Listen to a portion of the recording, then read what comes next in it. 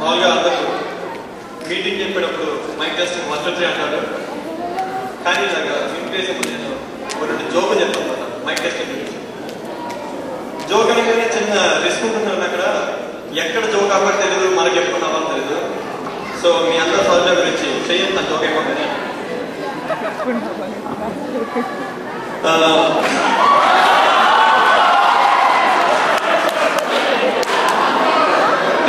Success అయింది, thank you.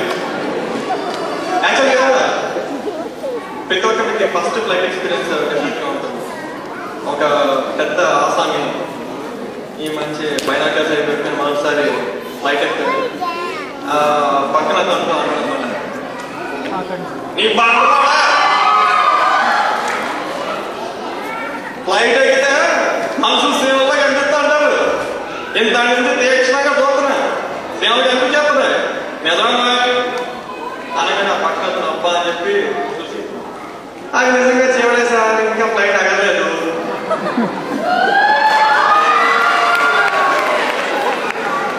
సరే ఒక కొత్త కార్ కొనుక్కొని అలా మంచి ఇండియాలో హైవే చక్కగా చేశారు. వాటి మీద వెళ్తూ ఉంటాడు అనమాట. ఏదో ఒక పక్కన ఫాస్ట్గా ఒక అతను కొత్త బండి వేసుకొని వెళ్తూ విండో దగ్గర స్లో చేసి బస్ నడిపావా అని చెప్పి రైలు ముందుకు వెళ్ళిపోయి కొత్తగా మేము కారు కొన్నాను, మనకేంటి ఓవర్టేక్ చేసి వెళ్ళిపోవాలి, కాంపిటీషన్ ఏంటని చెప్పి ఇద్దరు పాపం కొత్తగా లేదని చెప్పి అంతకంటే ఫాస్ట్గా వెళ్ళి అమ్మాయి కొంచెం ఊపిరి పీల్చుకుంటున్నాడు. ఈ బండి అతను పక్కన బండి మళ్ళీ వచ్చేసి నిన్నే పస నడిపావా అని మళ్ళీ ముందుకు పోతుంది. అసలు మనకి చాలా క్వశ్చన్ మార్క్ పెట్టాడు. మనకి అసలు ఏం చేయాలి కాక సరే మళ్ళీ కొంచెం ఫాస్ట్గా కారు మళ్ళీ అతన్ని దాటి ముందుకు వెళ్తాడు. తీరా చూస్తే అక్కడ కొంచెం దూరంలో ఇదంతా జనాలంతా పురుగుడు ఉంటారు, ఏదో యాక్సిడెంట్ కనిపిస్తుంది. ఈ కారు అంతా దిగి చూస్తే ఆ పల్సర్ అవుతుంది అనమాట. అప్పుడు కారు ఇటు చెక్క కుదిరిందని చెప్పాలి జరిగండి. పల్సర్ పోతారు రెచ్చిపోయారు చూడే ఇప్పుడు అదేనయ్యా బాబు కొత్త బండి పేరు చెప్పినట్టు తెలియక అడిగాను నీకు తెలిసేమో అని.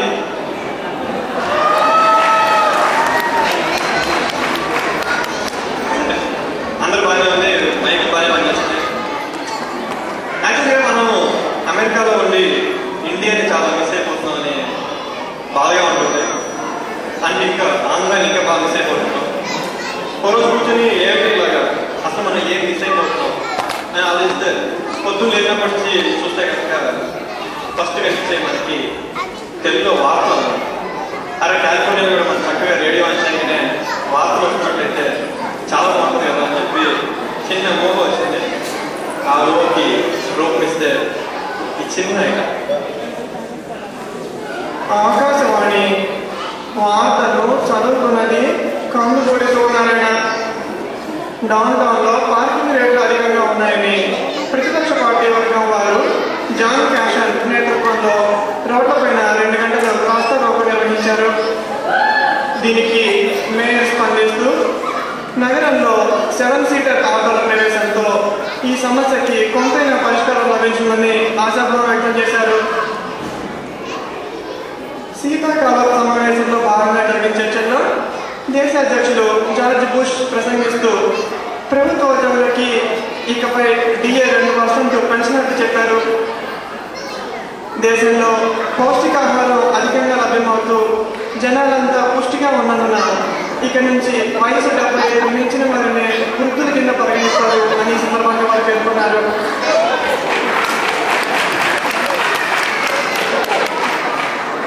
అత్యాధునిక పరికరాలతో భారీగా నిర్మితమైన ఒక వ్యాయామశాల ప్రారంభోత్సవానికి విచ్చేసిన రాష్ట్ర గవర్నర్ శ్రీ ఆర్నాల్డ్ ష్వార్జ్నెగర్ను స్థానిక ప్రజాప్రతినిధులు గెరావ్ చేశారు. కండల మీద చూపించే శ్రద్ధ కొంచెమన్నా కాలిఫోర్నియా మీద చూపించాలని వారు పట్టుబట్టారు. రానున్న కార్తీక మాసం ప్రత్యేక స్నానాన్ని దృష్టిలో పెట్టుకొని స్థానిక కాలిఫోర్నియా తెలుగు సమితి ప్రధాన కార్యదర్శి శ్రీ కుమార్ కలగర లేక్ టాహో దగ్గర భద్రతా ఏర్పాట్లు ముమ్మరం చేశారు.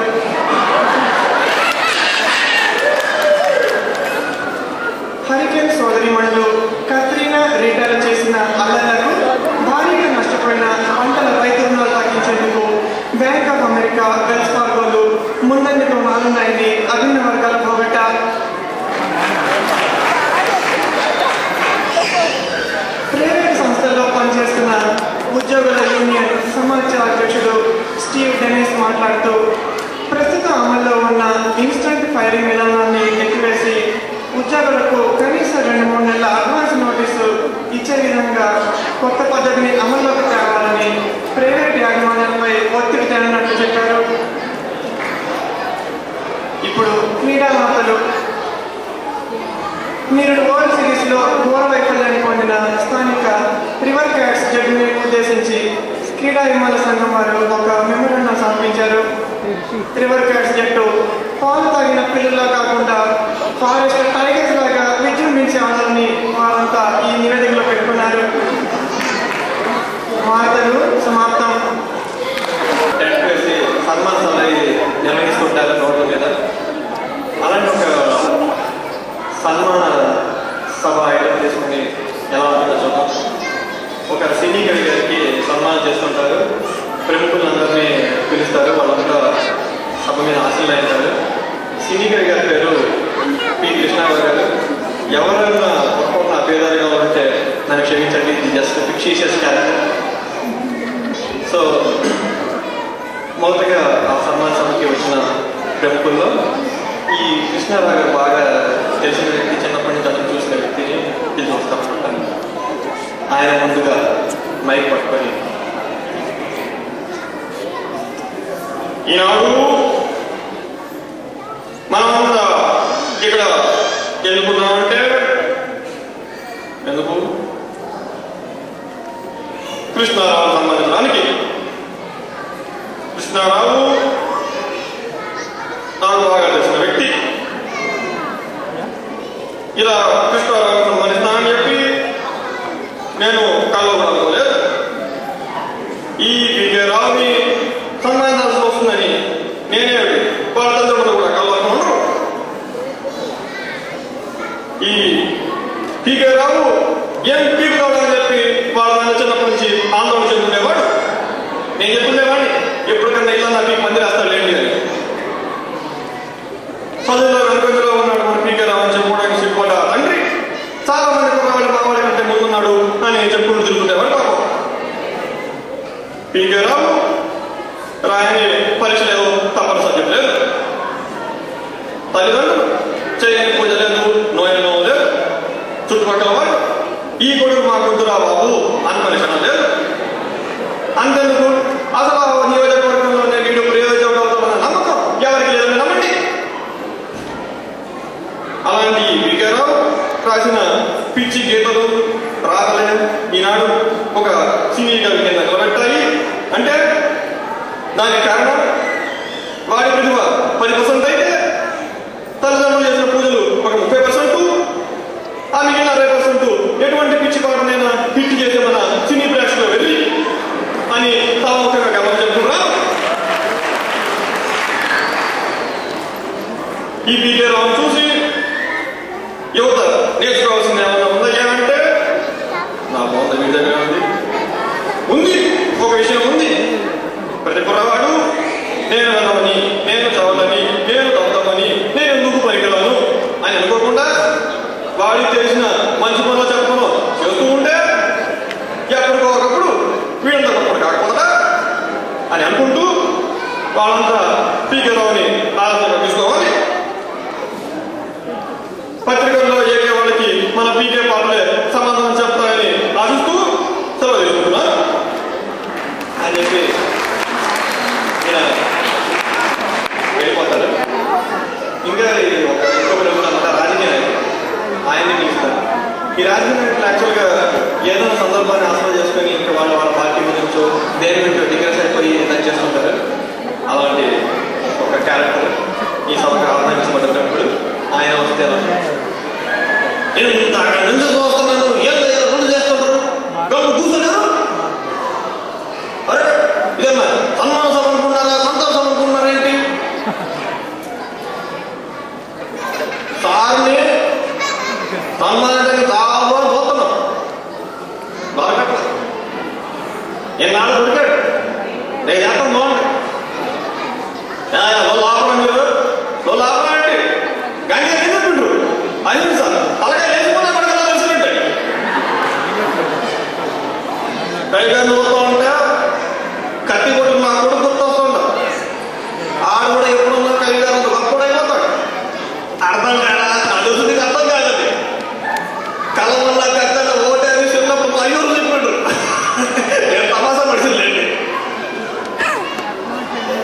కైగారు పోతుంటే కొబ్బరి చెట్టు గుర్తొస్తాం. కొబ్బరి చెట్టు 2 నెలలకు ఒకసారి కాపిస్తాయి. కైగారు కూడా అంతే పాటంటే కాస్తాం. కొబ్బరి చెట్టు వల్ల మనకి ఇంకా చాలా ఉపయోగాలు ఉన్నాయి. కొబ్బరి బాండ్ ఆడుతుంది, బాండ్ ఆడితే కాయ వస్తుంది. చీపురు పొలం చేసుకోవచ్చు, కొబ్బరి పొలం చూసుకోవచ్చు. నీళ్ళు తాగితే చల్లగా ఉంటుంది, నోరు మూస్తే చల్లగా ఉంటుంది. కైలు గారిని సన్మానించడంలో మా పార్టీ వారి ముందునని చెప్పి మీ అందరికీ సభలో చెప్పుకుంటున్నారు. మా పార్టీ గుర్తు కూడా కొబ్బరి బాండ్ అని ఈ సందర్భానికి మరోసారి గుర్తు చేస్తున్నాం. కైలు గారు ఎగస్ పార్టీ వారు ఈ సంవత్సరం 3 సన్మానిస్తే మా పార్టీ వారు 5 సన్మానించారు. ఈ గడిగట్లాడిన జనాభాను చూస్తూ ఈ రెపరెపలాడే జెండాలు పోతుంటే కురుక్షేత్ర సీలు గుర్తొస్తా. చీకట పరమాత్మ బండి మీద కూకొని ఆ పైన ఆంజనేయ జెండా ఎగుతుంటే గీత చెప్తుంటారు. అలా అని చెప్పి ఇప్పుడు నన్ను పింఛలేని కృష్ణుడు అంటారు. నేను తమాషా మాట్లాడండి. కాబట్టి మీ అందరికి మరోసారి గుర్తు ఏంటంటే వచ్చే ఎన్నికల్లో మీరు కొంత గుర్తు కొబ్బరి బాండం మీ అందరికి పెడతాను అని చెప్పి ఆయన కూడా వెళ్ళిపోతారు అక్కడికి. ఇక ఆ సభకి అధ్యక్షత వహించి ఒక ఆయన సాల్వ్ చేసి ఉంటారు. ఆయన కూడా చివరిగా అధ్యక్షులు ప్రసంగించబడతారు. సభకి అధ్యక్షత వహించడం అనేది నాకు అందుతో పెట్టిన విద్య. అనుకుంటాను కాకినాడలో రామారావుపేట జంక్షన్లో సభకు అధ్యక్షత వహించాను. అప్పట్లో ఆ సభకి తోట సుబ్బారావు గారు, జగంపూడి శారద తదితర ప్రముఖులు వచ్చారు. ఫంక్షన్ బాగా జరిగింది. ఆ తర్వాత సుబ్బయ్య హోటల్ నుంచి పూట భోజనాన్ని తెప్పించారు. అసలు పాపం సన్మానం చేసిన వ్యక్తి 6 నెలలు తిరగకుండానే గుండె మూడు పోయాడు. ఆ తర్వాత 2000 సంవత్సరం అనుకున్నాను విజయవాడ తుమ్మలపల్లి కళాక్షేత్రంలో ఒక సన్మానం జరిగింది. దాన్ని కూడా నేనే ఆయన వహించాను. అప్పట్లో మేయర్ జలశంకర్, మరి commissioner Arvind Kumar, MGK Banu IAS ఎవడో వచ్చాడు. బాగా జరిగింది. మరి నిర్వాహకుల దగ్గర భోజనానికి డబ్బులు లేకుంటే బాబాయ్ హోటల్ దగ్గర నుంచి పలహారం తెప్పించారు. అంతా బాగా జరిగింది. మరి ఆ సన్మానం చేసిన వ్యక్తి మరి ఇంటికి వెళ్ళాక మరి దారిలోనూ ఆయన కూడా పోయాడు. ఇక ఈనాడు సభ బాగా జరుగుతుంది. ప్రేక్షకులంతా వచ్చినారు. ప్రముఖులంతా సభని ఆలోచించారు. నిర్వాహకుల దగ్గర అప్పుడే ఏవో బిస్తరీ బాటిల్తో సరిపెట్టారు. ఈసారి మరి మన కవి గారి విషయానికి వస్తే ఏమండి ఆయన మోసుకెళ్తారు కంపెనీకి పోయాడా ఏంటి అని చెప్పి ఆయన అంటే ఈ విధంగా ఆ సభ ఆయన మిమిక్రీ కానీ ఏంటి అందరూ సినిమా యాక్టర్లు రావాలి, ఏదో మామూలు మార్చేసి మాట్లాడుతూ ఉంటారు. సో ఇప్పుడు ఆసక్తిగా చూస్తున్నాను. సినీ నటుల వాయిస్ అనుకరిస్తున్నాను.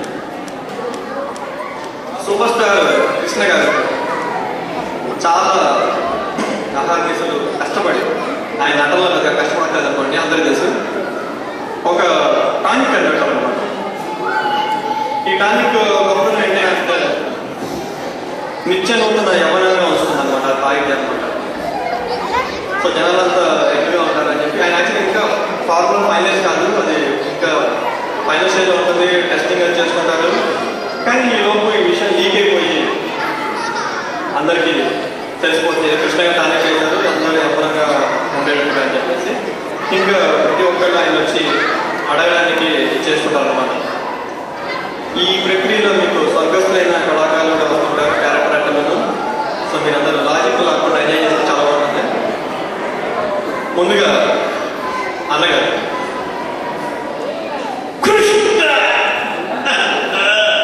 టానిక్ కనిపెట్టారు విన్నారు, నిజమేనా? ముసలి మొత్తం కలిపి టానిక్ నాకు ఎంతో ఉపయోగపడుతుంది. సైకిల్ తొక్కుకుంటూ వెళ్ళి సైకిల్కి ఓటడిగింది నేను. ఈనాడు రిక్షాలో వెళ్ళి సైకిల్ మీద సైకిల్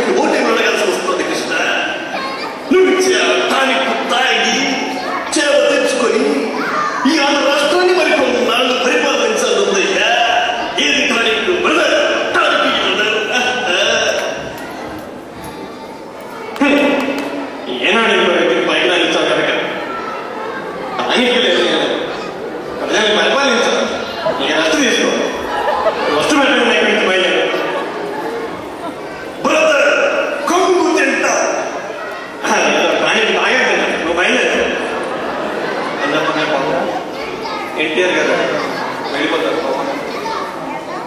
ఈ కృష్ణకి అర్థం కదా, ఎన్టీఆర్ గారికి అప్పుడే తెలిసిపోయింది ఇలాగా టానిక్ లీకే పెట్టాలని చెప్పేసి. చూసుకుంటే ఈ లోపు ఏనారు గారు కృష్ణ నువ్వేమో టానిక్ పెట్టావు కదా, ఆడవాళ్ళు తీరిక వేళల్లో కూతురు అడిగితే చేసినట్టుగా నువ్వు ఇది ఎప్పుడు పోలేదు. నీకు నా గురించి చాలా బాగా తెలుసు. ఒకప్పుడు తరువాలన్నారు, అసలు ముందోడు సినిమాలు తీశారు. కానీ ఈనాడు ముసలితన పైబడడం వల్ల బాలయ్య గారి మరణిస్తున్నారు, శ్రీరామయ్య గారి మరణాలు అంటున్నారు. నువ్వు ఇచ్చే ఆ టానిక్ తాగి ఒకసారి గత వైభవంలో తోగి చూడాలంటే కృష్ణ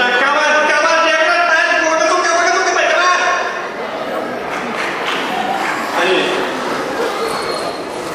అనగానే కృష్ణ తొమ్మిది కూడా పొరపాటు కదా ఇక్కడి నుంచి బయలుదేరు. కృష్ణ ఒక విషయం గుర్తుపెట్టుకో, నువ్వు ఎన్ని టానిక్లు తాగినా అసలు నేను ఏ టానిక్లు తాగపోయినా గుర్తుపెట్టుకో. పెద్ద డిస్కవరీ నేను చెప్పొచ్చు, అందరికీ తెలిసిన విషయమే కదా. ఇక్కడి నుంచి అలాగే పాపం నాగేశ్వరరావు కూడా వస్తున్నాడు, వెళ్ళిపోతారు. ఈలోపు ఇంటి బయట ఆటో అవుతుంది. తీరా చూస్తే నాగభూషణ బాబాయ్ గారు అన్నమాట. ఆయన వస్తారు. కృష్ణ ఏంటయ్య టానిక్ కనిపెట్టాను, ఊళ్ళో అంతా చెప్పుకుంటుంటే రాత్రి బండి కట్టి వచ్చాను. ఎక్కడ టానిక్? ఆ బస్ స్టాండ్ లో బండి కట్టి కనిపించాడు. వాడికి ఆ మాట ఈ మాట చెప్పి తప్పించోడు చాలా లేట్ అయింది. ఏది కాళ్ళు కడుగుతాను, రెండు చెంచా పాలు పోస్తాను, ఏదైతే టానిక్ ఇచ్చి విషయంలో వస్తుంది. నాకు పేడ వెళ్ళిపోతుంది. ఇక్కడి నుంచి నువ్వు అని చెప్పాను. ఎందుకైనా కృష్ణ అంత కంగారు పడతావు? నేనే సినిమాలో నీ కాంపిటీషన్ కాదు కదా. ఏదో అనంతకన్నీ నాగభూషణ క్యారెక్టర్లే ఇంకొన్నాళ్ళు వేసుకుంటారు అంతే కదా. సర్వేమవుతుంది కానీ ఆ ప్రతాప్ ఇంటికాడ కూడా ఏమో ఏంటి మహేశ్వరం నుంచి పెళ్లి చేస్తున్నాడు నువ్వు నిజం కదా. అదే ప్రధానంగా అది ఇక్కడ నుంచి బయలుదేరు అని పాపం దోసేసి తను తెస్తాడు.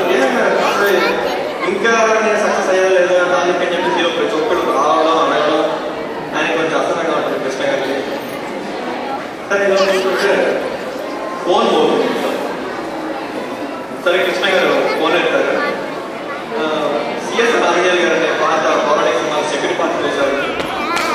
వెళ్ళిపోతే ముందుగా చెప్తాను ఈ గాత అక్కడ వెళ్ళాలి. ఆయన ఫోన్ చేస్తాను. కృష్ణ నువ్వేదో టానిక్ దాని పెంట కూడా చేసామంట, నిజమేనా? నా మనవాన్ని పంపిస్తాను. మరచాములో కొంచెం టానిక్ చుక్కలు పోసి ఒకప్పుడు హీరో రాశాలతో వెళ్ళి నేను పాచికలు నా మొహాన పారేసి శకుని వ్యసరించాడు. నువ్వు ఇచ్చే టానిక్ తాగి ఏ సోది సీరియల్స్లోనూ 2 వేషాలు వేసుకుంటాను, సరేనా? రాంగ్ నెంబర్ ఫోన్ పెట్టే అనేసి ఇంకా కృష్ణ గారికి అయ్యమైన అసలు ఏంటి లీక్ చూస్తే ఎదురుగా రోడ్డు బయట ఎవరో హాన్ చేస్తుంటారనే కారు చాలా ఇదిగా. సరే అని చెప్పి కృష్ణ గారు రోడ్డు మీద నడుచుకుంటూ వెళ్తే శోభన్ బాబు గారు అన్నారు హాన్ చేస్తుంటారు. కృష్ణ కృష్ణ కృష్ణ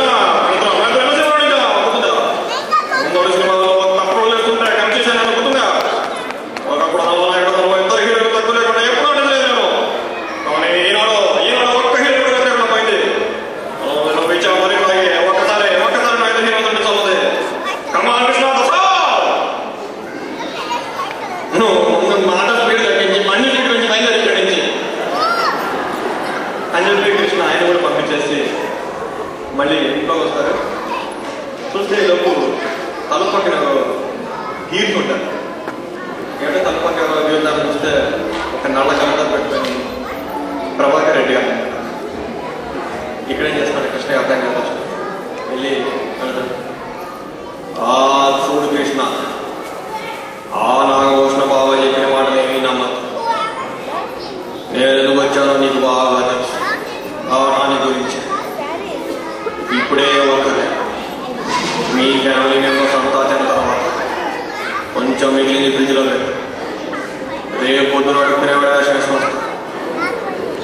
బిడ్డలంతా పట్టుకొని వచ్చాం ఎక్కువ వస్తుంది 3వ గంటకి తెలియకుండా ఎక్కువ ఏమంటా నువ్వు ఇక్కడి నుంచి బయలుదేరకపోతే తెలుగు తెలియని మన గుర్కాన్ని పిలిపించి తెలియపోయి నాకు కొట్టేదాన్ని గుర్కా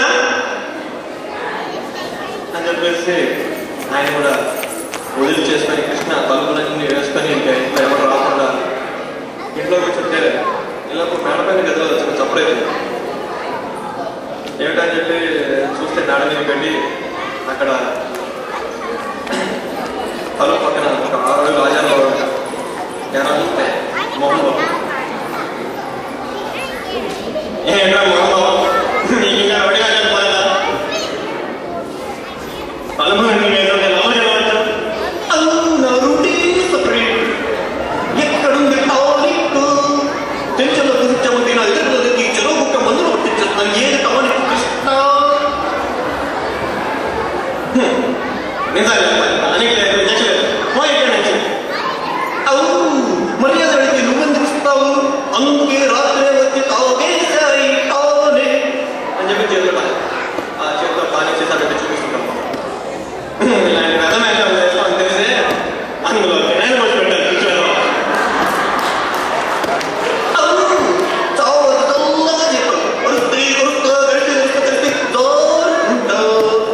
అని చెప్పి మోహన్బాబు వెళ్ళిపోతాం సరే ఇంకా కృష్ణ గొడవలని అయితే కూర్చుంటే ఇంటి ముందు వరుసగా ఒక 5 సుమోలు అవుతాయి తీరా చూస్తే కోపంగా బాలకృష్ణ వస్తుంటాం లోపలికి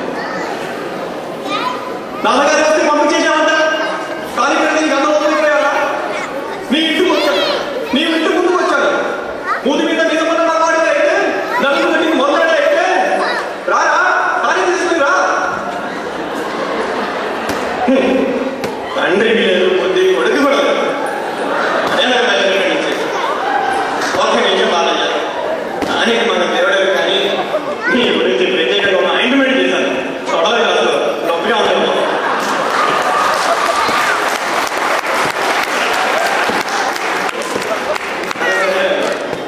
ఇక వెళ్ళిపోతారు ఇంకెవరో ఇద్దరు ముసలి వాళ్ళు వస్తుంటారు ఇంట్లో ఈ కృష్ణ గారి మెసేజ్ ఉంటారు అసలు నాకు ఇంకా తెలియదు ఏంటి అసలు అందరూ తెలిసింది ఇన్ఫర్మేషన్ అంతా ఇంకెళ్ళిపోయింది వచ్చేస్తారని చెప్పేసి ఆ ఇద్దరు ముసలాన్ని ఉద్దేశించి కృష్ణ గారు అసాధంగా